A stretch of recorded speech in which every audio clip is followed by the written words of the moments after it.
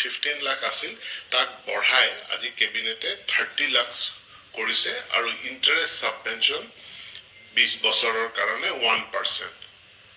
গতিকে কৰ্মচাৰীসকলৰ কাৰণে এটো ভাল খবৰ যে এতিয়া 30 লাখ টকা লৈ 30 লাখ টকাৰ তেওঁলোকে লোন বেংকৰ পৰা লব পাৰিব আৰু ইয়াত 1% ইন্টাৰেষ্ট সাবভেনশন অসম চৰকাৰে প্ৰভাইড কৰিব।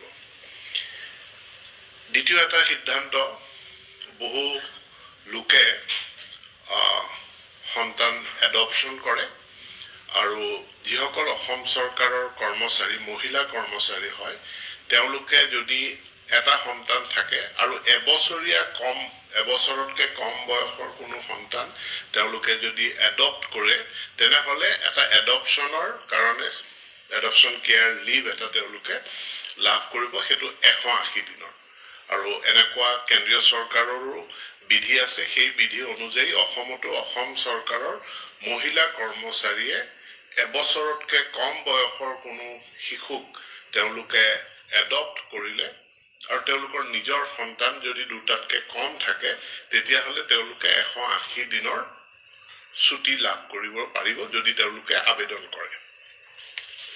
তৃতীয় এটা সিদ্ধান্ত মই আপোনালোকক জনাব বিচাৰো যে আমাৰ state Assam state agriculture marketing board যি আছিল সেই বোৰ্ডখন সেলফ সাস্টেইনেবল স্বনিৰ্ভৰশীল হ'ব নোৱাৰাৰ পৰিপ্ৰেক্ষিতত তাত কৰ্মৰত যিসকল কৰ্মচাৰী আছিল তেওঁলোকে নিয়মীয়াকৈ দৰমহা আদি নোপোৱাৰ এটা পৰিৱেশ 2020 চনৰ পৰা হৈছে। তাৰ পৰিপ্ৰেক্ষিতত অসম চৰকাৰে আজি সিদ্ধান্ত গ্ৰহণ কৰে ইয়াত যি নিয়মীয়া 612 গৰাকী নিয়মীয়া কৰ্মচাৰী আছিল তেওঁলোকক VRS ভলান্টাৰী ৰিটায়াৰমেন্ট স্কিমত তেওঁলোকক অন্তৰ্ভুক্ত কৰিছে আৰু তেওঁলোকক ভলান্টাৰী ৰিটায়াৰমেন্ট অফাৰ কৰা হৈছে। কন্ট্ৰেকচুৱেল আছিল 147 গৰাকী আৰু এই কন্ট্ৰেকচুৱেল সকলকো তেওঁলোককো VRS অফাৰ কৰা হৈছে। 16 গৰাকী ফিক্স পেড আছিল তেওঁলোককো VRS অফাৰ কৰা হৈছে। যিসকল 612 গৰাকী মানে নিয়মীয়া কৰ্মচাৰী আছিল তেওঁলোকৰ কাৰণে VRS ক্যালকুলেশন কৰি পোৱা গৈছে 130 কোটি টকা ব্যয় হ'ব। 130 কোটি টকা অসম চৰকাৰে অনুমোদন জনাইছে। তাৰোপৰি তেওঁলোকৰ প্ৰতি এটা গুডউইল জেষ্টাৰ হিচাপে আৰু 10% যেটো VRS তেওঁলোকৰ ক্যালকুলেটেড এমাউন্ট হ'ব তাৰ ওপৰত আৰু 10% দিয়াৰ কাৰণেও কেবিনেটে সিদ্ধান্ত কৰিছে।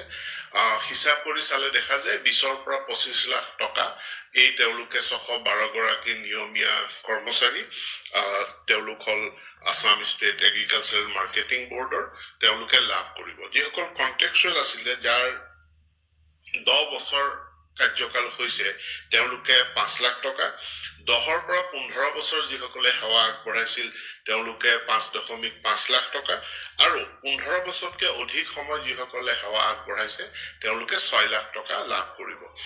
এই টকাৰ ওপৰত আৰু 10% এটা গুডউইল জেষ্টাৰ অসম চৰকাৰৰ পৰা তেওঁলোকে লাভ কৰিব।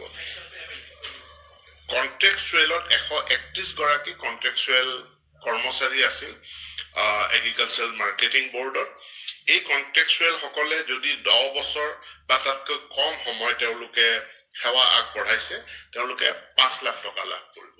যিসকলে 10 পৰা 15 বছৰ বয়সলৈকে সেৱা আগবঢ়াইছে তেওঁলোকে 5.5 লাখ টকা আৰু 15 বছৰতকৈ বেছি সময় যিসকলে সাৰ্ভিস দিছে তেওঁলোকে 6 লাখ টকা লাভ কৰিব এই VRS স্কিমত। 16 গৰাকী ফিক্স পে ষ্টাফ আছে তেওঁলোকে যিসকল 10 বছৰতকৈ কম তেওঁলোকে 1.75 তাৰ মানে 1,75,000 টকা। 10 পৰা 15 বছৰলৈ সেৱা আগবঢ়োৱা সকলে 1,93,000 টকা আৰু 15 বছৰতকৈ বেছি সেৱা আগবঢ়োৱা সকলে 2,10,000 টকা তেওঁলোকে লাভ কৰিব। সৰ্বমুঠ হিসাব কৰি প্ৰায় 155 কোটি টকা ব্যয় হ'ব। কিন্তু এতিয়াৰ যি অনিশ্চয় পৰিৱেশ আছে অনিশ্চয়তাৰ পৰিৱেশ আছে তেওঁলোকে নিয়মিতভাৱে দৰমহা নাপায় আৰু সংস্থাটো সেলফ সাস্টেইনেবল হোৱা নাই। এই গতিকে ইয়াৰ পৰা উদ্ধাৰ কৰাৰ কাৰণে কেবিনেটে আজি সেই সিদ্ধান্ত গ্ৰহণ কৰে। এই তিনি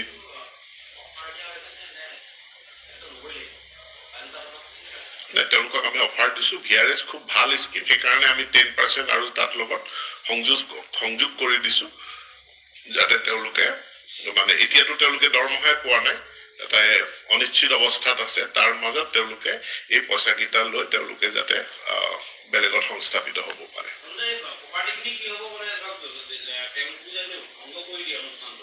অনুষ্ঠানটো ভংগ কৰি দিয়াৰ সিদ্ধান্ত হোৱা নাই বৰ্তমান Assam state agriculture marketing board এই বোৰ্ডখন ভংগ কৰা বা ইয়াৰ ভৱিষ্যতে কি হ'ব এই সম্পৰ্কে সিদ্ধান্ত হোৱা নাই কৰ্মচাৰীসকলৰ তেওঁলোকৰ যেহেতু এটা পৰিয়াল পোহপাল দিয়াৰ কথা আছে গতিকে তেওঁলোকৰ ক্ষেত্ৰত চৰকাৰে আজি এটা সিদ্ধান্ত লৈছে বাকি সিদ্ধান্ত পৰৱৰ্তী পৰ্যায়ত অসম চৰকাৰে গ্ৰহণ কৰিব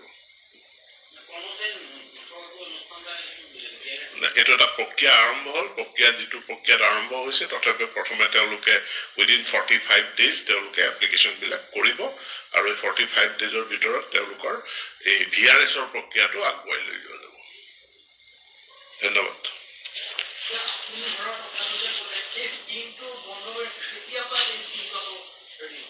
এই স্কিমটো বন্ধ হোৱা নাই আপোন ঘৰ চলি আছে এতিয়ালৈকে ৩৭,২৭৭ গৰাকী ললে কিন্তু আগতে লোনৰ থ্ৰেছহোল্ডটো আছিল 15 লাখ আজি কেবিনেটে সিদ্ধান্ত ললে যে এতিয়া আপোন ঘৰৰ লোনৰ পৰিমাণ 30 লাখলৈ বৃদ্ধি কৰা হ'ব 30 লাখলৈ আপোন ঘৰৰ লোনৰ পৰিমাণ বৃদ্ধি কৰা হ'ল আৰু ইয়াত যি ইন্টাৰেষ্ট সাবভেনশন অৰ্থাৎ অসম চৰকাৰে যিটো ইন্টাৰেষ্ট দি দিব হেতু 1%